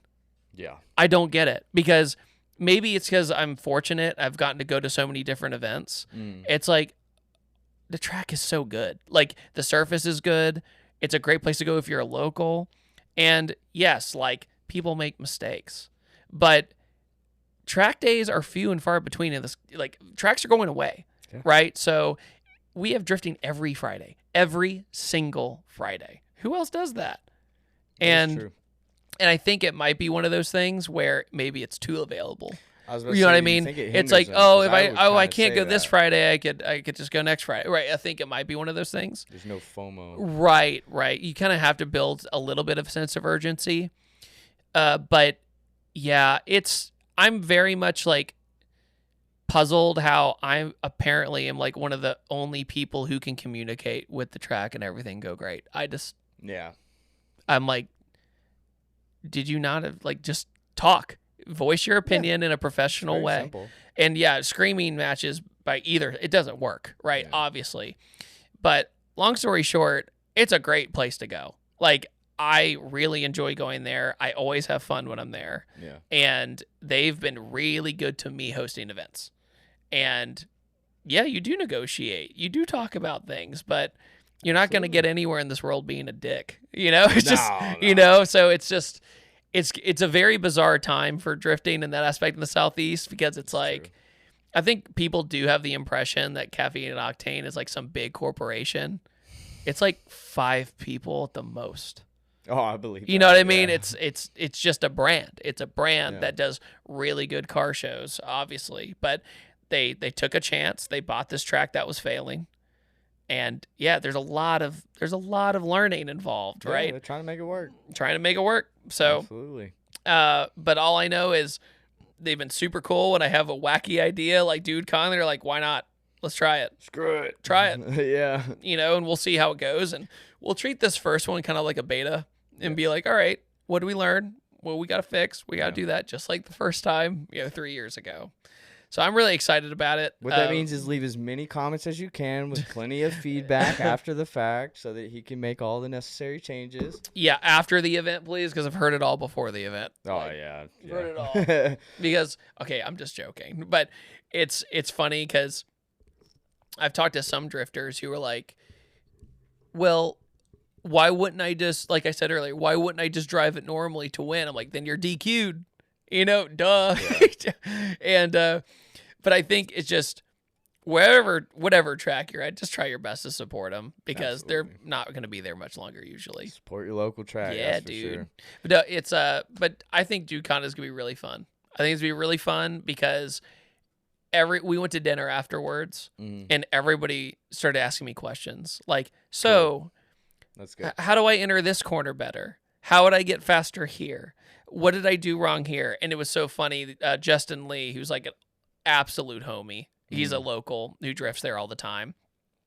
He's always been a big help to me. And I go, hey man, you know that drifting the entire course, you're gonna lose every single time. Yeah. And he was like, really? And it was interesting to talk to drifters and be like, drifting slower than grip. So in the grip sections, try your best. Even if you get a little bit oversteer, that's okay. Yeah. But like, try your very best to enter slow. The bigger turns we can flick in faster, right? Get into them faster, and but get out faster. Right. Small ones, fuck no. And so it was funny to see like Justin smoking out the whole place while the other guy is already in the parking box. You know, it's just like, well, you know, and if somebody wants to do that, I don't think we're going to really penalize them too much. It's just like, whatever, you're just not going to win. And we'll have some prizes at the end. Know, there's going to be those drivers. Oh, of course. That absolutely give zero fucks. And they just want to do the craziest shit. It's going to happen. Yeah. You know, and you just kind of accept it, you know? So if you don't care about winning, yeah, whatever. That would have been me. Right. But it was funny, though, because once people started taking the comp more seriously, or practice comp, the test, it got really interesting real fast, like to watch. And when we were packing your shit in the trailer. Yeah, because people were, when we left the test day, a lot of people were like, I didn't want to go home. I wanted to keep watching. So I was like, yeah. That's awesome, man. So I'm not trying to like keep tooting my own horn, but I feel really good about it. It's one of those things where it's easy to set up, number one. Mm-hmm.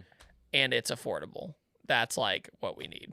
Well, good. I hope it goes well. Me too. I do want to ask though, for Cosmic, do you ever plan on possibly doing like a different stage at a different track or anything? I've thought about it. Yeah. I've thought about doing it on the West Coast, but have that, you know, linear be the East and maybe do something out West. But the West Coast tracks are very remote, so it's kind of a weird logistical thing too. Plus, they change hands of ownership all the time. So it's like, who do I talk to? Oh, you talk to this guy. It's kind of complicated to find who to talk to. But if not, there maybe go to like there's that new track in South Carolina. It's a big figure eight. It's all concrete too. There's that place. Why not a road course? Too expensive. Can't afford it. Yeah. Like, just to give you perspective, Atlanta Motor Speedway is like, you need enough space for good amount of spectators too. Yeah, yes. Think about that. Atlanta Motor Speedway, I think, is like $35,000 to rent, just for reference. Oh, yeah. That's rough. Yeah. So Road Atlanta is like the same, you know, it's or something like that. Yeah. And then, it's out of my price range. That's the honest truth. I get it. Otherwise, it'd be super down. But imagine all the LED. That's the other thing. At least with ovals, you go, oval. Right. Okay, we can at least start there, because I think ovals would be the first target I would do, like around the country, like maybe do one at the Drift Mansion or something, and maybe do another one somewhere else. He's doing like weekend stuff now, so yeah, because I think it's definitely got potential, but I would have to hire a big team for sure. Like, as far as expectation goes, you'll be very limited. Oh yeah. Like my brain went to Little Talladega, the track. Like there's Little Talladega and there's Little Talladega. Yeah. But there's that. There's a few ovals in Florida. Obviously, there's a bunch down there. North Carolina has a bunch. Virginia. There's one in Virginia Beach I really like, so maybe I could look at that. Just to go a little bit more north, maybe for people from New York, Jersey. Care that Drift Indy uses, that's a really good oval is it? Track. I've never been to that track. It's one of arguably my favorite oval track I've driven. Okay. Is it in Indy? It's I can't remember the exact city, but yeah, it's Indiana. Okay. I will ask about that. We'll see what happens. Yeah, because I would like to do it. Elevation changes going into the bank.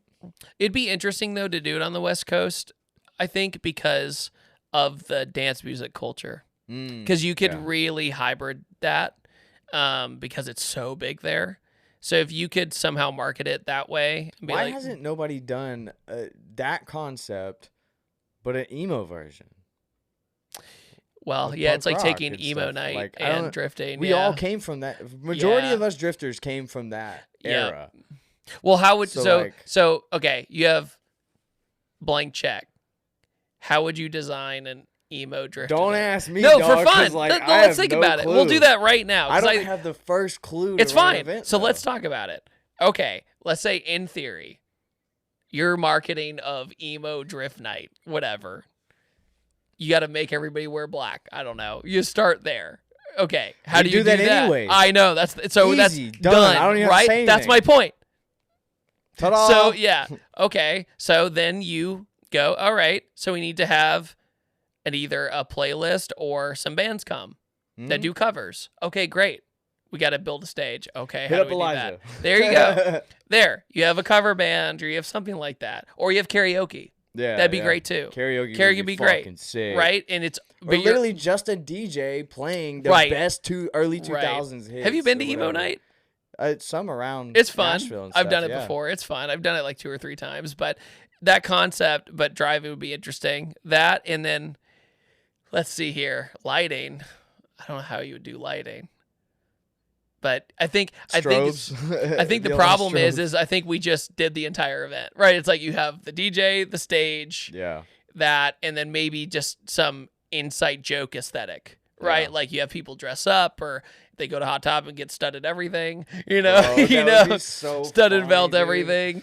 I mean, I think themed events would just be fun. I almost pitched a Christmas one. I was really close on doing a Christmas one. Wow. Because think about it, you take Cosmic Linear and you just do a similar thing, right? You just light up the whole under tray with Christmas lights instead, and then you do everything else. And then you have, I don't know, you have freaking jingle bells in the background. Yeah, you put a You know? big ass tree right in the middle of the track. Yeah, I mean, you get to almost have it like an inside joke, right? And it'd Yeah. be fun. It's kind of like how you ever seen 24 Hours of Lemons? Yeah. How they have like the themed cars. Yeah. Did you see the So one fun, that dude. went viral, the Baby Shark one? So Maybe. at Maybe. Road Atlanta, I believe it was. I might be wrong, Mhm. but you know, when people do the 24 Hours of Lemons, they usually theme their car. Yeah. Well, one of them was a shark, and he had a big loudspeaker on the top, and it looped Baby Shark the whole time, blasting around the entire track. No, dude. And so he went by, the spectators going, doo, doo, doo, doo, doo, doo, doo, doo. It just kept going around. Yeah, I know. But no, it was, there's that. I mean, I feel like if you did like an emo car event, it would have to be almost like a demolition derby or something. Jesus, you know? right? Yeah. Freaking blasting My Chemical Romance ramming into each other. Burnouts in the Yeah, mosh pit. People are in like full black parade uniforms. No, I mean, I think that is something that I've always been kind of shocked about with car events. There's not a lot of that's the only theming. thing. It's just Yeah. really surprised me that nobody's done it. Grid Life hasn't dabbled in it, or at least they would execute it pretty You know, well. yeah. I feel like they would be able to do it pretty well. I mean, they were kind of the pioneers in live action, mixing the music and the driving. I think just majority of them come from that EDM space. Like that's what they like personally. So I think that's why it's curated into that. Yeah. But it would be cool to see like they mix it up for one event and go straight emo. Yeah. That'd be hilarious. No, I think it would do well too. Yeah, if you got the right artists and everything, you got Taking Back Sunday and Bro, all that stuff. I think it would do pretty well. Like, man, this is a tangent, but I'm just literally visualizing. Right? I'm visualizing the entire event, right? Of like, okay, well, instead of Grid Life having If we Floss get enough Adamus, feedback on this conversation in the comments, maybe David will do it. I'll help. It would definitely be. I would say out of all the theming, like it makes sense, but at the time it's like, how would you make it grand, right? How do you really make it to hit home? Like, I guess if you would, Well, just like the emo cruise that what's his name did. I forgot they did that. Yeah, dude, you market it that way. Yeah. Well, I think it'd be hard to get a lot of those artists out of their caves to go Well, back. that's fair. That'd Yeah, be yeah, the no. tough part. And that's what I'm saying. Like, it doesn't even necessarily need to be that. Like, just the fact that Right. it's an emo night type deal. Like, maybe Right. have one band come that's a headliner, and you have a DJ that comes and just plays like the best early. Oh my 2000 God, hits the event until- name. The event name is Sad Boy Drift Night. Done. Bro. It's done. It's Dead done. Boys. With all those stupid like Dead Boy Drift. heartbreaker stickers on the back. Yeah, Locally dude. hated. All those stance Oh, guys, God, you know. I can see it now. All the studded belts scratching other cars by accident. Ooh. Like, yeah. Damn. That happened. The fucking yeah. chains, the wallet chain. Oh, game over. Shit, dog. You're closing somebody's door from a ride along. Rips your bucket seat.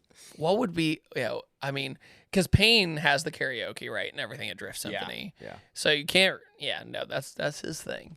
But it's like, how would you, what other? It's also Grid Life's thing. It is Grid Grid Life Life adopted too. it from Oh, yeah, them. they do that too. You got, now this has turned into a podcast and now a freaking pitch meeting. I know, right? I presented you this Welcome to the PowerPoint. behind the scenes Yes. of the drift industry. Yes, the Industry. PowerPoint presentation. Welcome to my seminar.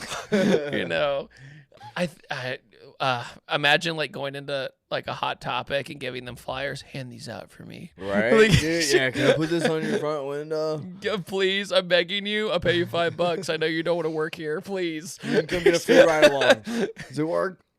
I mean, it's funny how that's a lot of the times with Cosmic, we marketed locally to some of the dance music scene too. Imagine that. It dude. worked. If you got Hot Topic or Spencer's, A big brand sponsor like it. that to sponsor it. Journeys, dude. Like Shut the Vans. fuck up. What if you're bringing back Warped Tour? Yes, they are. I'm going.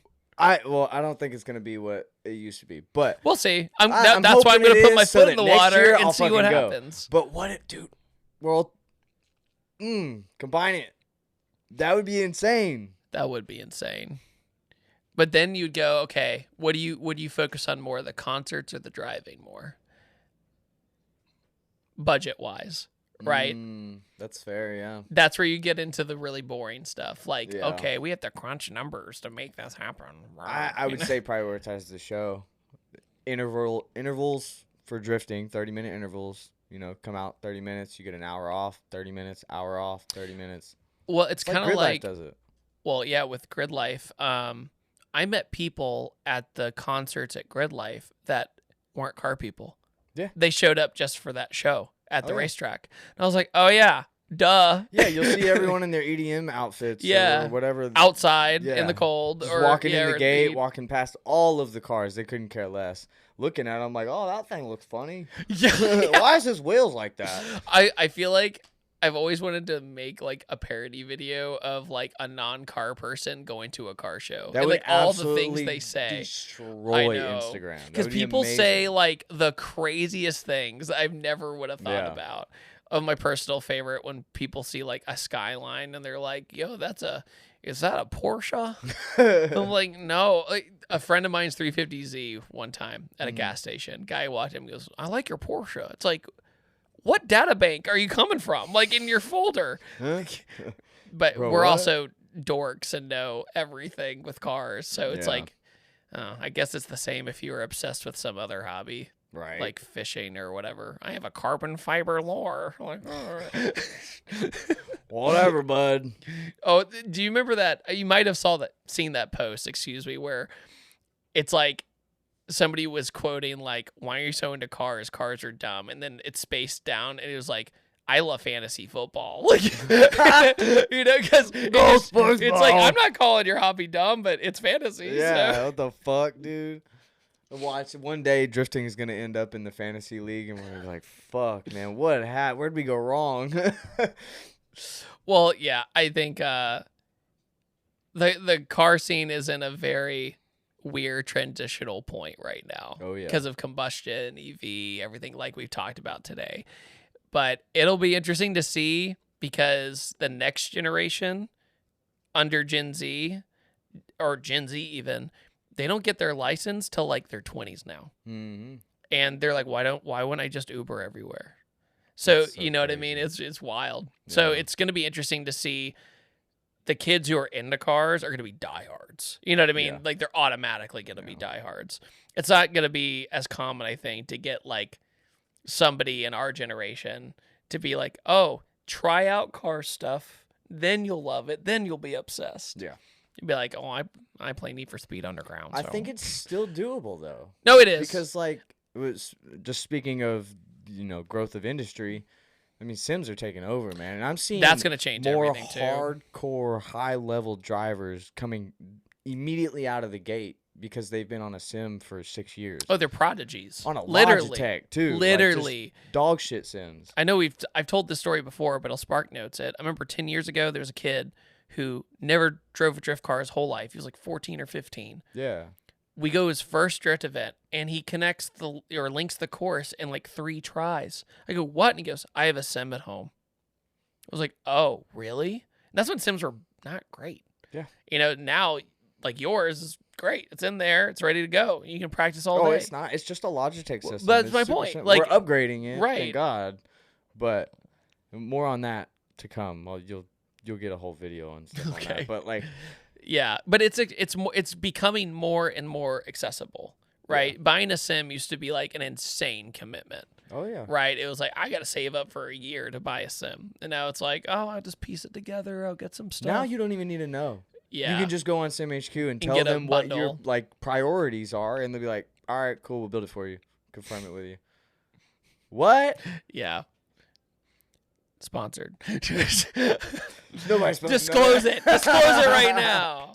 Organic. My favorite is when like people accuse me of being sponsored. Yeah. And it's like, no, I have to legally tell you. It like, says it, yeah, bro, you it's have fine. to. No, the other day I had I Oh, you're did talking about when you upload? You yeah, gotta on check YouTube. Yeah, well, not only that, but on YouTube, you have to verbally say you're sponsored. Say I do like an integration or something.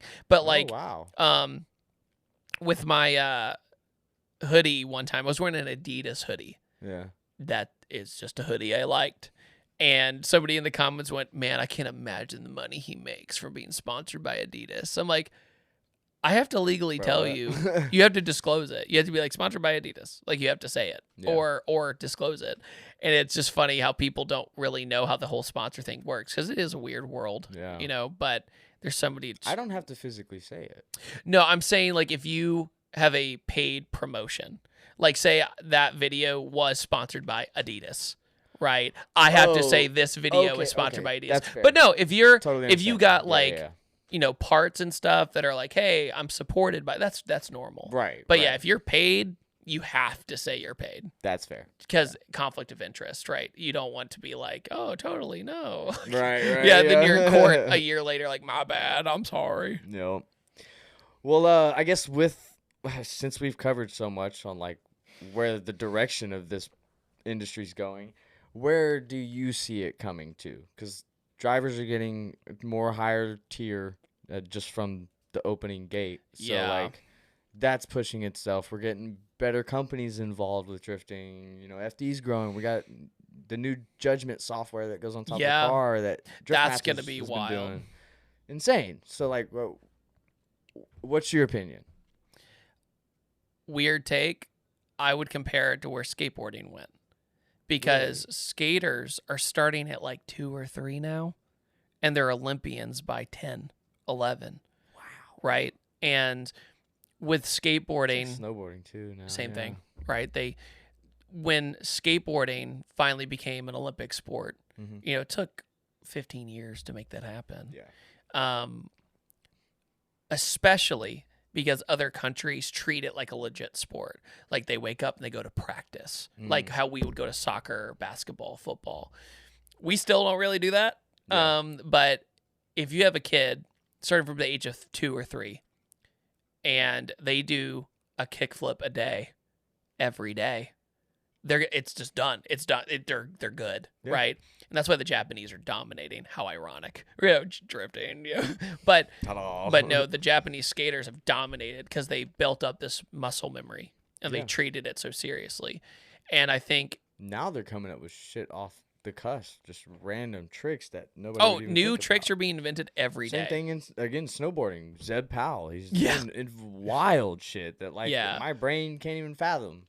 No, it's so interesting now that the level is so high in extreme sports Yeah, that when you see a clip of it, you go, "What?" yeah, your You, brain. you just rots. goes, "Huh?" Because Tony Hawk did the 900 in 1999 Yeah. at X Games, and now you have 13-year-olds doing 900s, 9-year-olds doing 900s. There's one recently that did 3 900s back to back in competition. Right, but. Getting sidetracked. Point of the matter is, I think it's going to be very comparable. I think the drivers are going to get younger and younger. Yeah. Because road course, that's been a given, right? Mhm. With road course stuff, they start karting, right? They kart at 3, 4, 5.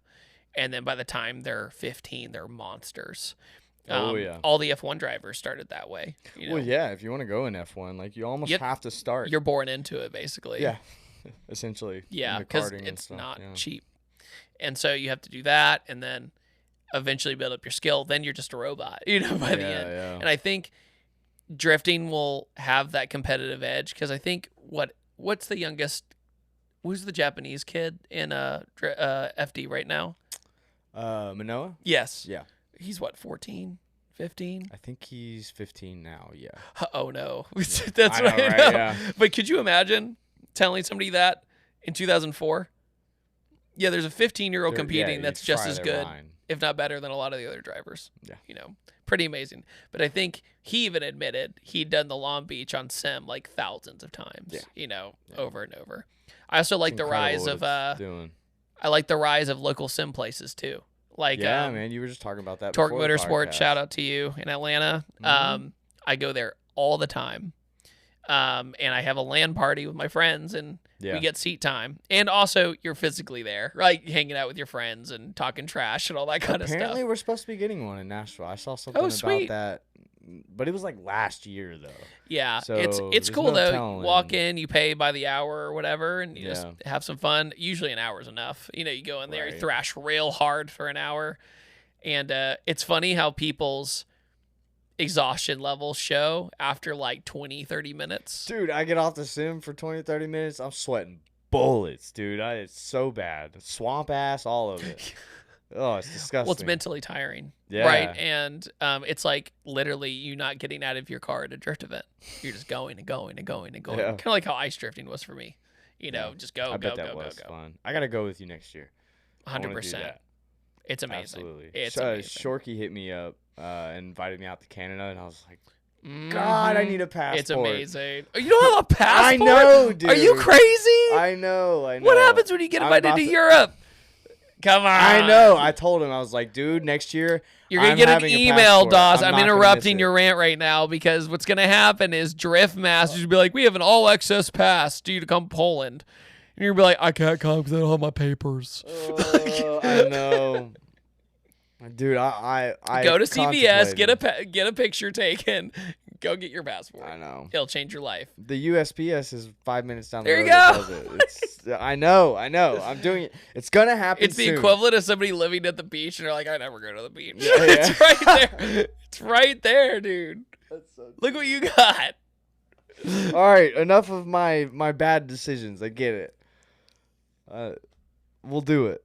I'm definitely gonna do it this year. I swear to God, I have to. Mm-hmm. I'm tired of it because that's been like the third thing that I've missed out on. That's like a Canada situation. So before it becomes a Europe, Ireland, Japan, all of that, like I want Yeah, my you don't want to passport. miss out on traveling the world, dude. Dude. It's the best thing. Definitely not. Well, I guess, what do you hope for the future of drifting? I guess we kind of covered that a little bit. Yeah, But- I hope tire prices go down.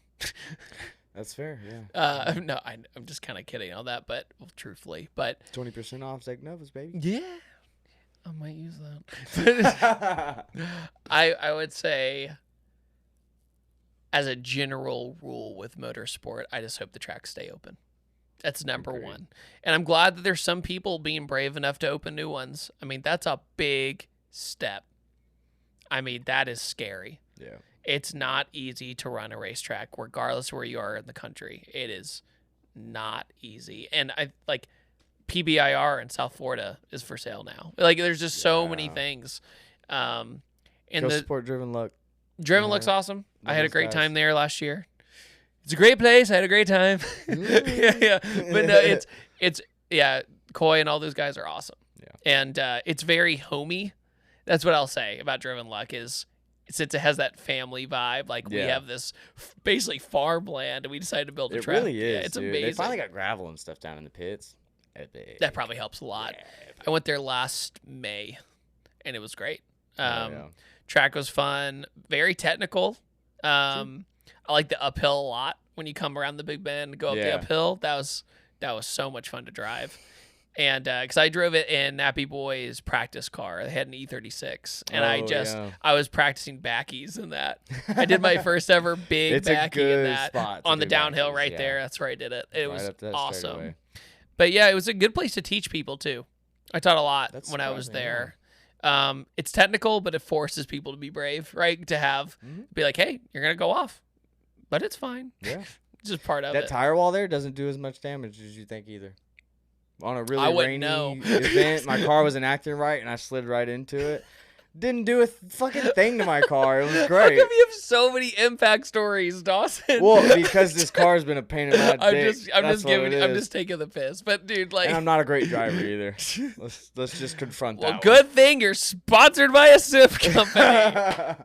I can practice. Yeah, that's right. No, the Southeast, dude, we're killing it with drifting. I mean, I mean, we have Mid Pond, we got Driven Luck, we got Lanier. We're spoiled. Very We're spoiled, right? It's like, what direction you want to go, you'll find one. Yeah. You know, especially if you're in the hubs like Atlanta, Nashville Super Speedway, Slide Factory guys. Like, there's something for everybody. Absolutely. That place is fun though. The road course at Nashville. I had a wish good they time. would run the proper layout most of the time. That's all I'll have to say about Yeah. that. And they won't do any of that because I have my own gripes. But I only Love did that it place. once, and whatever layout it was, that's what I drove. So it's not the event host's fault, I don't think. It's probably track, insurance or whatever. but yeah, all that. That's the fun circumstantial stuff about racetrack is talking insurance and paperwork and EMTs. Like, yeah, EMTs are like $200 an hour, right? Yeah. So you have to be careful with that. When do you need them? When do you not need them? Absolutely. You always need them, but you know what I mean. Yes. I'm saying, like, if you need to make sure that when you start,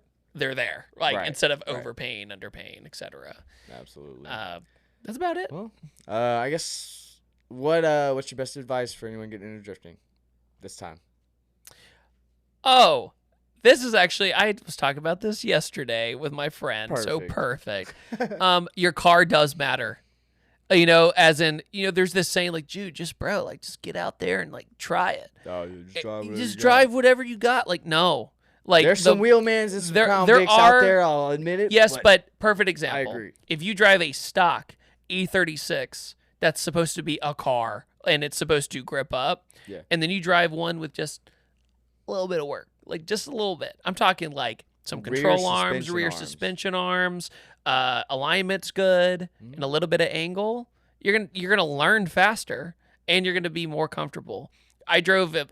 The reason I bring this up is I did it back to back. Sort of.